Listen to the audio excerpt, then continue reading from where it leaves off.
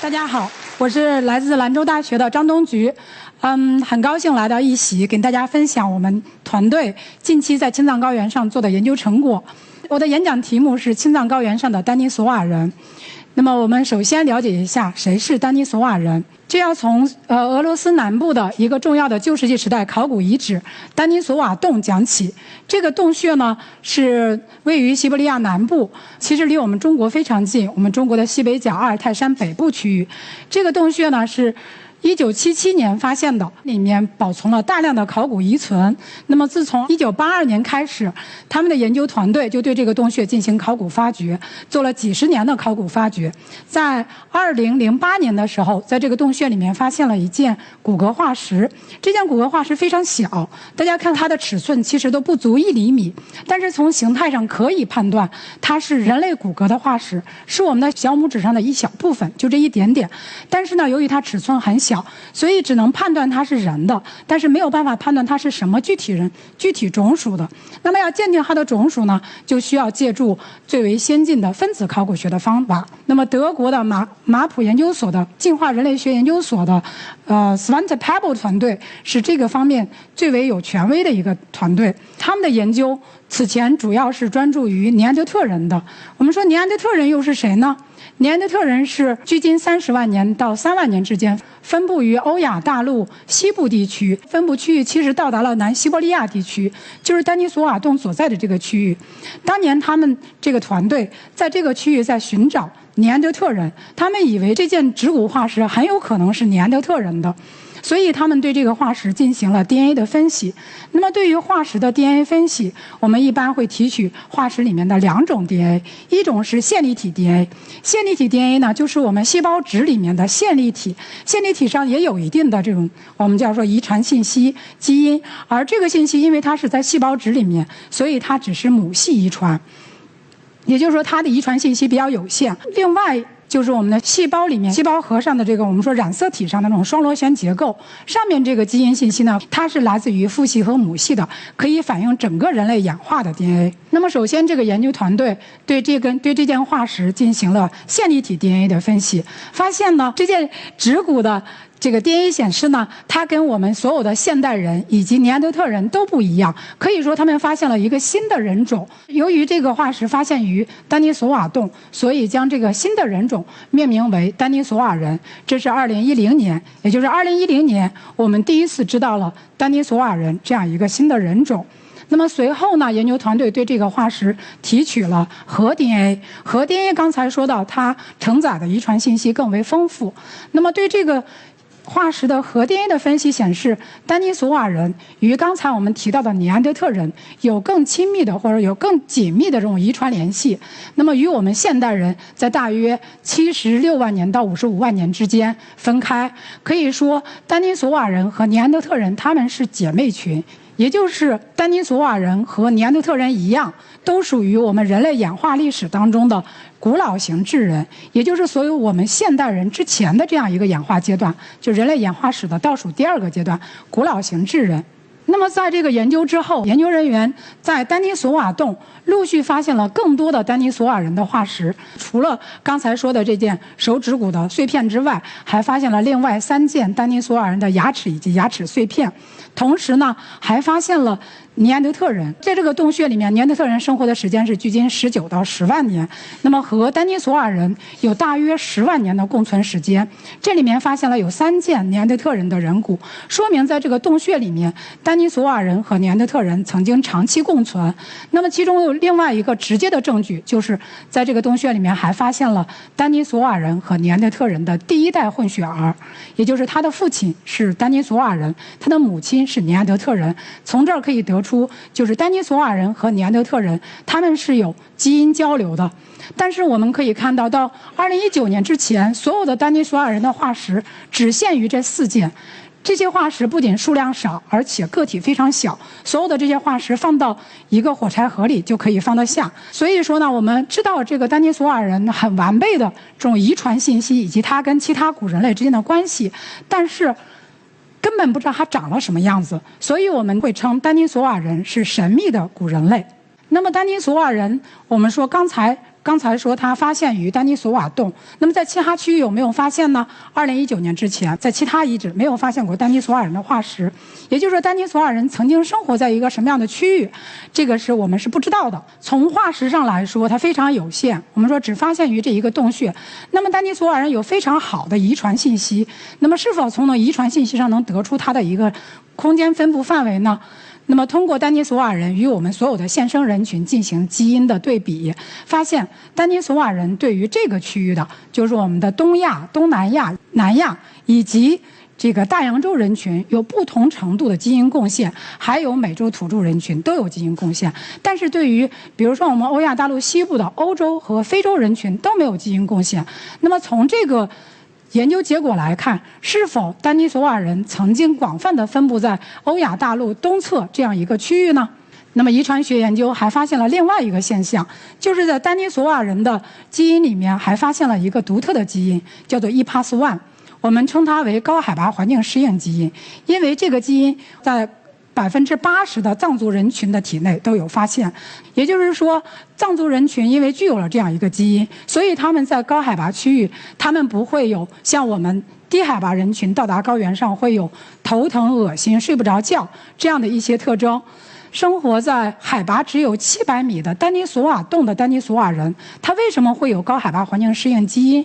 那么这个现代藏族人群所携带的这种高海拔环境适应基因，是否就来自于丹尼索瓦人呢？那么从2014年，不同的研究团队发现这样一个现象，那么到2019年，大家一直有这样的困惑。那么我们回到青藏高原，那么青藏高原的人类历史到底有多久？很多团队在做研究工作。上个世纪80年代，一位僧人在甘肃省的南部发现了一件人类化石——下颌骨化石。这个化石呢是发现于这个洞穴的，叫做白石崖溶洞。这个洞穴呢是当地有名的一个佛教神洞，很多僧人包括一些群众在这个洞穴里面进行修行或者朝拜。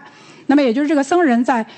这个修行的时候发现了这件骨骼化石。当时这个僧人发现这件化石的时候，也并不一定完全确定它就是人类的化石，但是他觉得这件化石非常的珍贵，所以呢，他将它捐赠给了当时非常有名的六世贡汤活佛。六世贡汤活佛非常有学识，他认得这是一件人类的化石，所以他觉得这个化石对于人类的演化历史非常有意义。那么他一直想要把这件化石交给研究人员进行研究。那么由于朋友的这种介绍，那么活佛认识了当时的在中科院韩汉所工作的董光荣研究员，将这件化石交给董先生进行研究。那么董先生跟陈老师、陈发虎院士当时是在兰州大学任教。那么他们呢都是对环境考古非常感兴趣，董先生就跟陈老师提起这样一件化石的研究，那么两人就商量要对这个化石进行研究，但是呢，两个人的研究这个重点更多的侧重于环境变化，所以呢，这个化石搁置了很多年没有研究。那么直到2010年，我这个博士毕业了。由于我的这个背景呢是考古学的背景，所以陈老师安排我来带领学生来具体着手这件化石的研究。那么拿到这件化石的时候，当时感觉非常的，就这件化石应该非常的老。首先，这个化石石化程度很深，上面还包裹了一些这种碳酸盐结合，就是溶洞里面经常见到的这种硬化的、固化的碳酸盐结合。此外，这个化石本身也是石化很重的，就是它很沉。另外呢，它的牙齿很大，还有就是很明显的一个特征，就是它没有这个下巴壳，就是我们这个下巴壳是现代人的一个特征。那么由于这件化石它没有下巴壳，说明它是非常老的，所以经过这些初步的一个判断，它应该年代很老，并且是一个古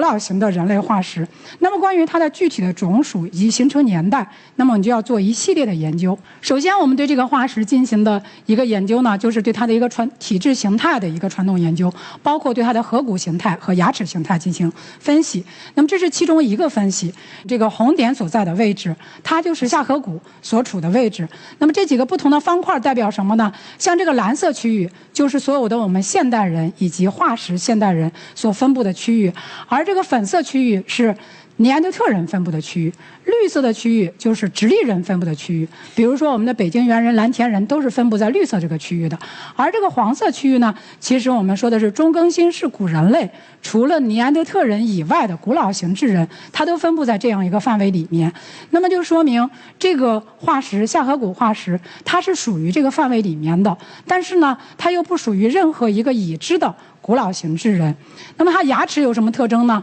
这个牙齿里面最明显的特征就是这个牙齿，这个下颌骨带了2颗牙齿，就是我们的第一和第二磨牙。第二磨牙呢，这个也叫第二臼齿，它呢首先个体比较大，比所有的前面的直立人化石的这个牙齿，还有这个尼安德特人的这个第二磨牙都大。另外呢，我们可以注意到它有3个齿根。就三个牙齿的齿根，而3个牙齿的齿根可以说在现代人当中，只有在我们亚洲人群才有比较高的比例，显示这个下颌骨呢跟我们东亚的、跟我们亚洲人群有更密切的这种遗传联系。这是从体质形态上来说，我们知道它有很多特征，但是并不能把它归类到任何一个已知的古人类里面去。那么我们尝试的另外更为先进的这种方法来具体鉴定它的种属，就是用2种方法，一种是骨 DNA 的方法，另外一个是骨蛋白的方法。骨 DNA 的方法刚才已经提到，尼安德特人已经进行了很多的骨 DNA 分析，但是很可惜的是，我们这件化石里面没有保存骨 DNA。尽管我们尝试了2次，我们不甘心，尝试1次没有发现，第2次又尝试了1遍，但是还是没有发现。那么比较幸运的是这个化石里面发现了骨蛋白。蛋白是什么呢？蛋白是由 DNA， 就是我们的基因来编译的，所以呢，它也是遗传物质，也可以去鉴定人的种属，只是它的分辨率相对来说低一些，但是呢，它结构更为稳定，比 DNA 保存的时间更久。那么这个下颌骨里面的这个蛋白呢，降解非常严重，显示它非常老。但是呢，它保存有或里面包含有只有丹尼索瓦人才有的变异蛋白，从而可以将它鉴定为丹尼索瓦人或其近亲种。那么可以说，这是最终我们这个获得了这件化石的一个具体种属的结果。当时我们获得这个结果的时候，非常的兴奋，因为2010年丹尼索瓦人发现，那么将近10年过去了，那么考古学家、古人类学家在世界各地都在寻找丹尼索瓦人，但是都没有结果。那么2019年，我们这件下颌骨的化石，那么鉴定为丹尼索瓦人，我们觉得非常非常的幸运。那么种属的问题解决了，那么下一个就是关于它的时间的问题。刚才我们提到化石外面包裹了一些我们叫碳酸盐结合，这个东西呢，我们说可以用来测年。对于化石的直接测年是非常难的。那么这个呢，可以像测石笋一样，我们对它进行幼细测年。那么采了3个样品，测的结果是都在距今16万年左右，也就是这个结合形成的时间是距今16万年。那么化石形成的时间呢？化石的时间肯定是比这个结合的时间更早，才能会粘在这个结合上。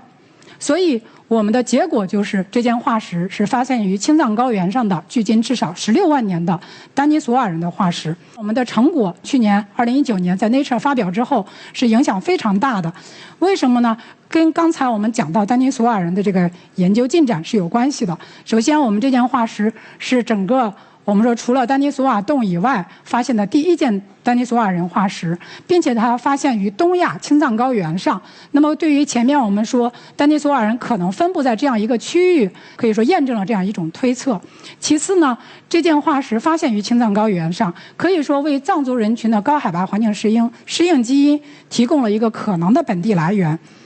另外一点呢，就是这件化石是目前已知丹尼索瓦人化石当中，我们看个头是最大的。这个体积最大并不重要，只是说它包含了更多的形态信息。我们称丹尼索瓦人为神秘的丹尼索瓦人，就是不知道它长什么样子。那么由于我们这件化石的发现，那么遗传学家他基于 DNA 的信息以及我们这件化石，为丹尼索瓦人画了第一幅画像，就是这个小女孩的这种画像。那么我们第一次可以说揭开了丹尼索瓦人的面纱。那么由于它的重要意义，所以在2019年在国内国外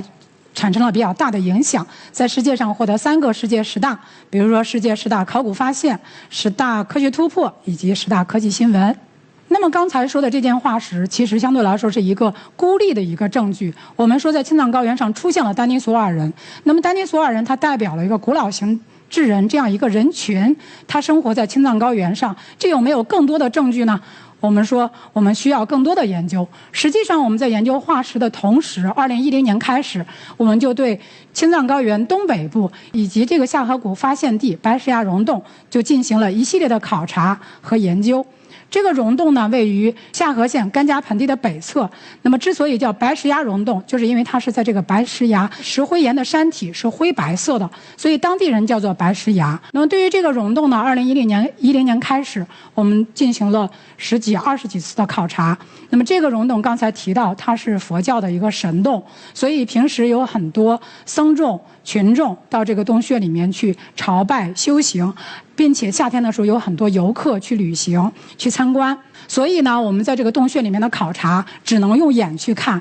不能进行任何的视觉，不能进行任何的勘探。很多时候考古学家大家知道，我们需要去挖，我们需要挖开才能知道古人类到底有没有生活在这儿。那么经过了10几次的考察之后，2016年我带着3个学生，那么到洞穴再次考察的时候，在大致这个区域，就是在游客踩坏的这个地层剖面上捡到了一些什么？捡到了一些石片，我们说这种石头的碎片，还有一些动物的骨骼。那么我们迅速把这些石片、动物骨骼和土带回了宾馆，迫不及待地对它进行了清洗。我们非常惊喜的是，我们发现了洞穴里面第一件有明确的人工痕迹的石片，我们叫做石器。可以说，这个2016年是一个大的一个工作突破。那么我们确定了这个遗址里面是保存有史前人类活动遗存的。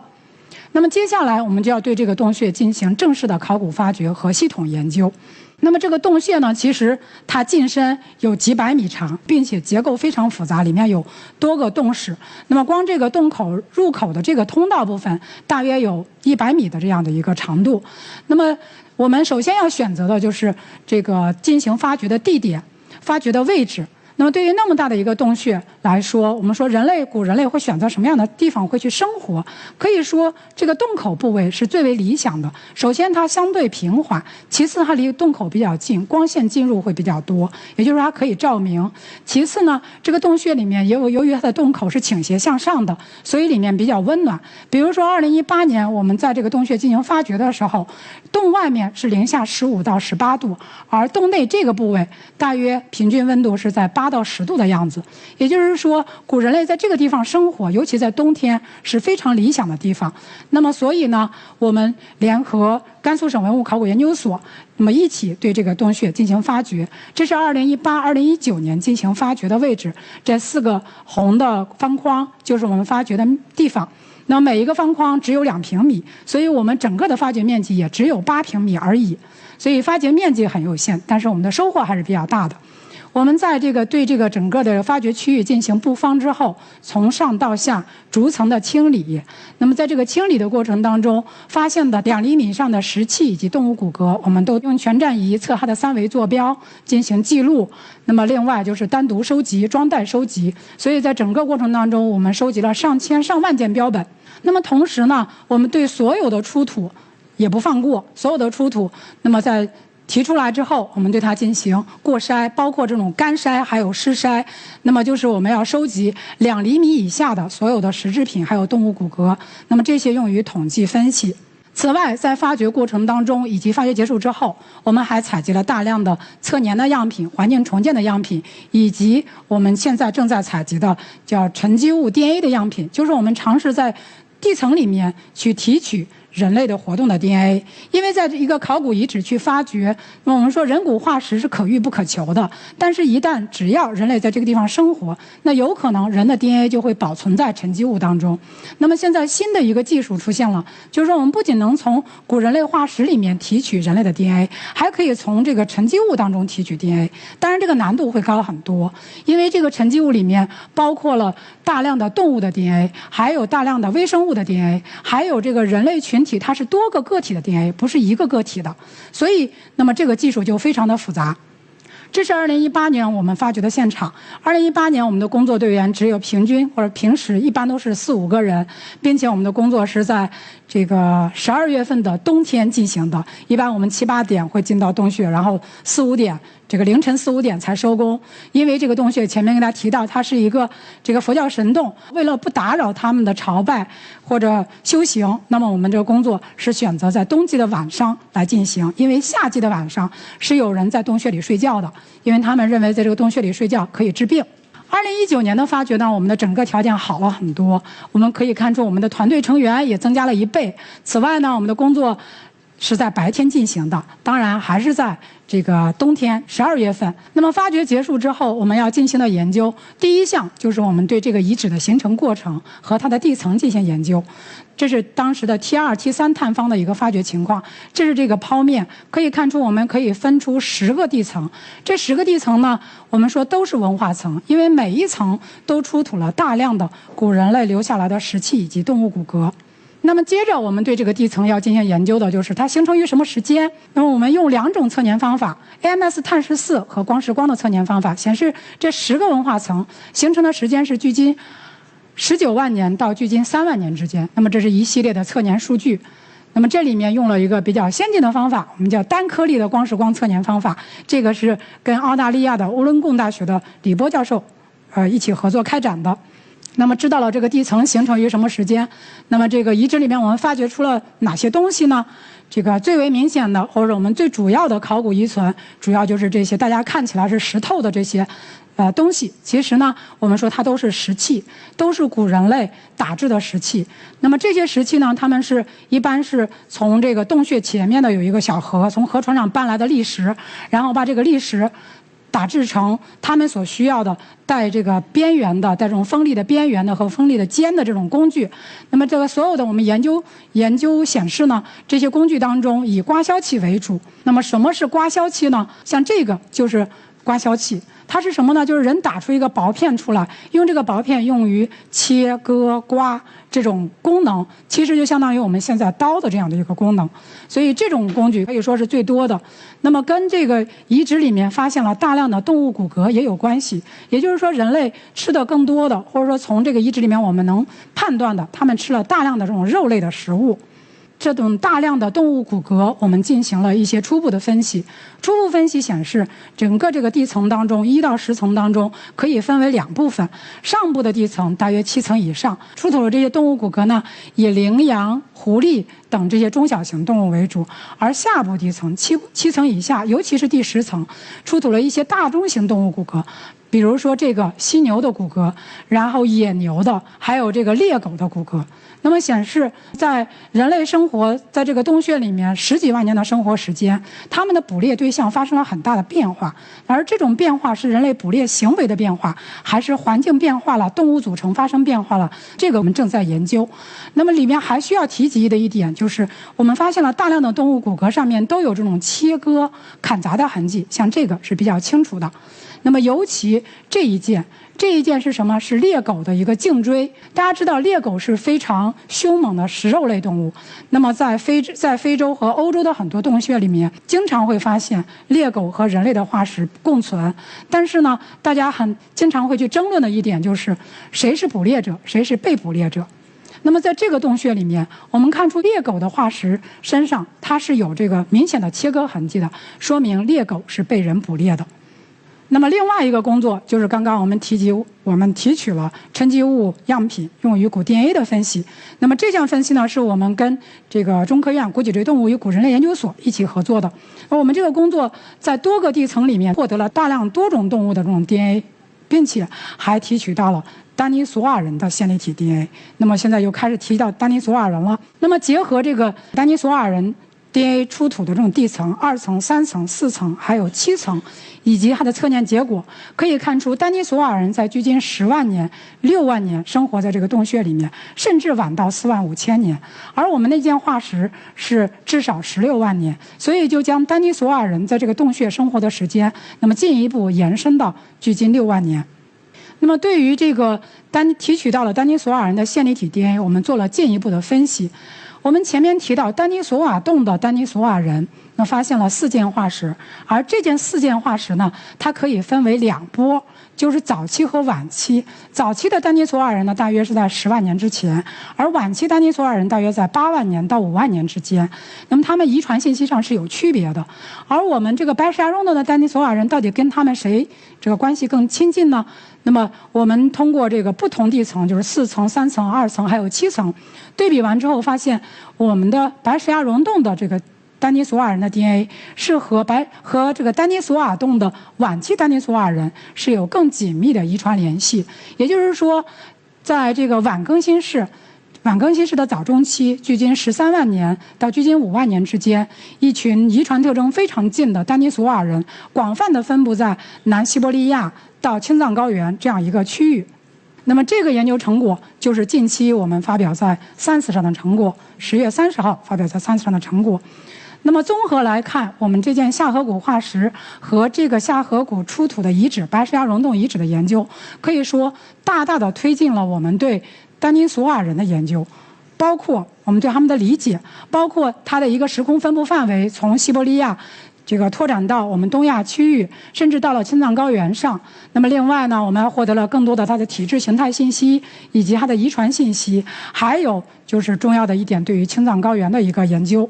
那对于青藏高原研究来说，有什么样重要的意义呢？此前来说，多个团队在青藏高原上研究史前人类活动历史的这个工作。那么在2019年之前，青藏高原上发现的最早的人类活动遗存只有这个遗址，这个叫尼亚底遗址，在色林措的湖盆。那么这个遗址的测年是距今4万到3万年左右。由于这个遗址出土的石器，它是这种细长的叫石叶石器，它应该代表的是现代人，也就是说现代人在距今4万年左右才开始到达青藏高原这样一个高海拔区域。除了青藏高原，安第斯山还有埃塞俄比亚高原也是这种高海拔区域，他们的人类活动时间也不超过5万年。而现在我们在青藏高原上发现了更早的人类活动的遗存，就是白石崖溶洞遗址。那么首先，这件下颌骨化石将这个青藏高原的人类活动历史从4万年推早到了距今16万年。今年我就把这个时间推早到距今19万年，并且另外一点就是我们说之前认为只有现代人才有能力适应高海拔的环境，实际上我们现在看，我们新的证据显示，在我们现代人之前，这个古老型智人丹尼索瓦人就已经长期生活在青藏高原上，也就是说他已经适应了这种高海拔的环境。那么这是对青藏高原的。那对整个东亚来说呢，其实这个研究对整个东亚来说也非常有意义。那么在整个我们东亚地区，特别是中国，我们发现了很多同时期的这个古人类化石，包括考古遗址，就是10几万年和20几万年之间的。那么这些呢，很多人类化石并没有鉴定为一个具体的统一的种属。那么现在第一次，我们说可以说从这个体质形态上，从遗传学上新鉴定了一个古老型智人的种属。那我们可以说位于其他考古遗址出土这些人类化石的一个形态对比、种属鉴定，提供了非常关键的对比材料。此外呢，我们在这个洞穴里面还发现了这个人类，或者成功提取了人类的 DNA。那么这个呢，也是中国的第一个成功案例，就是在我们考古遗址沉积物当中提取古人类的 DNA。那么这样一项研究或这样一个研究方法，也可以推广到中国的其他遗址，那么进而使我们更好地理解东亚的人类演化历史。那么实际上呢，我们这2项工作对于青藏高原上的丹尼索瓦人的研究，其实只是一个开端。比如说，我们现在这个白石崖溶洞遗址目前并未发掘到底，也就是说，丹尼索瓦人到青藏高原的时间还有可能会进一步延伸。另外，丹尼索瓦人在青藏高原上生活了10几万年的时间，他作为古老型智人，如何去适应过去2个冰期的青藏高原的这样一个高海拔环境？那么这个工作呢，需要我们去详细的去研究石制品，还有动物骨骼来去回答。比如它生存在一个什么样的环境里面，它们的食物是什么？那么此外还有一点，就是丹尼索瓦人有没有延续到现代人扩散到青藏高原上？也就是说，丹尼索瓦人在青藏高原上有没有跟现代人见过面，从而将他们可能携带的高海拔环境适应基因传给现代人，而进一步延伸到现代的藏族人群。那么这个研究也是我们下一步的要工作的一个计划。那么此外呢，我们不光是我们所有的工作不光是局限于这一个遗址的，其实我们的工作在整个在青藏高原东北部，我们在这个区域做了大范围的考古调查，并且发现了多个重要遗址，进行了考古发掘。我们所要理解的不光是青藏高原丹尼索瓦人的事情，我们是要理解的整个青藏高原的史前人类活动历史，以及古人类对高海拔环境适应的问题。希望我们将来的工作能更全面的、更准确的回答史前人类向青藏高原扩散以及对高海拔环境适应的问题。好，谢谢大家。